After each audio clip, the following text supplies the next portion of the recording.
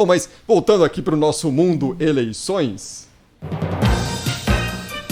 Eleições de domingo para prefeito e vereador que vão mobilizar quase 150 milhões. Opa, 2020. atropelei aqui o Nelson Gomes. Quem sou eu para não atropelar o Nelson Gomes? Mas as eleições de domingo para prefeito e vereador vão mobilizar quase 150 milhões de brasileiros em 5.568 municípios. E apesar dessa expressividade de números, resultado em todo o país deverá ser conhecido rapidamente, segundo o presidente do Tribunal Superior Eleitoral, ministro Luiz Roberto Barroso, que conversou mais cedo aqui na Rádio Bandeirantes durante o Jornal Gente desta sexta-feira. Como é que funciona o sistema brasileiro? Encerrada a votação às 17 horas, a própria urna imprime um boletim de votação. Na verdade, são duas impressões. A primeira, que chama-se a zerésima, quando começa, para mostrar que não tem nada lá dentro, e ao final você imprime um boletim de votação com o resultado daquela urna. Portanto, ele sai impresso e aí aquela informação é transmitida por uma rede interna para o TRE e depois para o TSE, que faz a totalização e divulga. Mas só entra na rede e numa rede protegida interna depois que você tem a impressão, de modo que os candidatos todos podem conferir o resultado da urna, que é distribuído em papel para todos eles, com o resultado divulgado para o TSE. Não pode dar inconsistência. De modo que no normal da vida, no final da noite do próprio domingo, nós já estaremos sendo capazes de divulgar os resultados.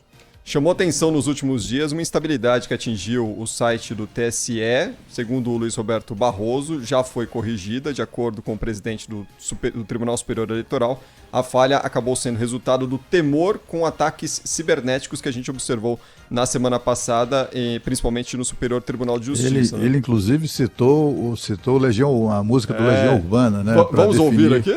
O comportamento, a atitude, né? A providência que ele tomou. Tempo perdido, da Legião Urbana. Uma música da Legião Urbana em que ele diz assim: não tenho medo de escuro, mas deixa as luzes acesas. Portanto, nós nos protegemos muito e achamos que estamos seguros, mas nós tomamos as precauções, sobretudo depois do que aconteceu no Superior Tribunal de Justiça, uma invasão grave. Portanto, uma das coisas que nós fizemos foi, em 2 grandes servidores, nós desligamos fizemos um backup, tiramos do sistema e deixamos o outro trabalhando. Isso para que, se houvesse um ataque, nós tivéssemos algo totalmente protegido. E o que aconteceu ontem, foi consertado no final da noite, foi que esse único servidor que ficou em operação ficou sobrecarregado e aí os técnicos conseguiram equacionar. Portanto, indiretamente teve a ver com o temor de ataque. Menos mal, que a gente espera mesmo que toda essa segurança da urna eletrônica, que a gente já falou bastante aqui nos últimos dias, né, Cláudio e Lana, seja garantida de fato e a gente tenha mais um processo eleitoral da melhor forma, transcorrido da melhor forma possível, que dê tudo certo. E durante essa entrevista, o ministro Luiz Roberto Barroso esclareceu uma dúvida que eu tinha, né, que era exatamente aquela, já falamos sobre isso aqui, que o TSE decidiu excluir a biometria do processo de votação, que você botar lá o dedão para ver se é você mesmo, né, para ser identificado. E ele disse que não foi a questão do toque, que era o risco de contágio, né?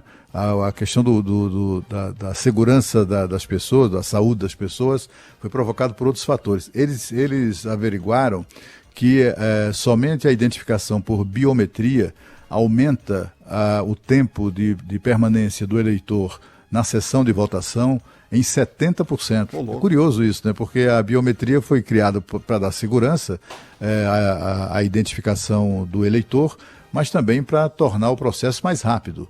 Mas ele disse que não, disse que nunca vai de primeiro, disse que com ele mesmo nunca aconteceu de a biometria reconhecer lá a digital dele de primeira. Ele tem que repetir o processo, etc.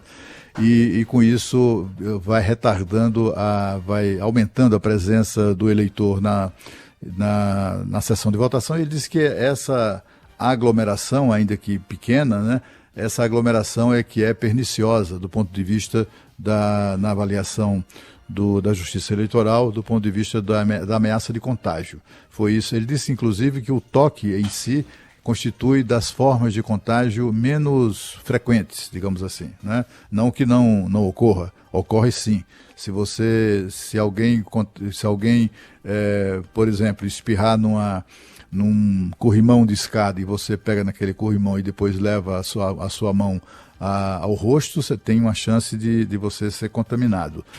O toque, portanto, é importante, mas ele disse que é dos menos importantes, dos que oferecem um risco menor. Foi uma entrevista muito esclarecedora hoje do ministro Barroso. É uma coisa curiosa, porque ele não sabia que só descobriu em cima da hora que ele ia falar também por imagem, né, através do Skype.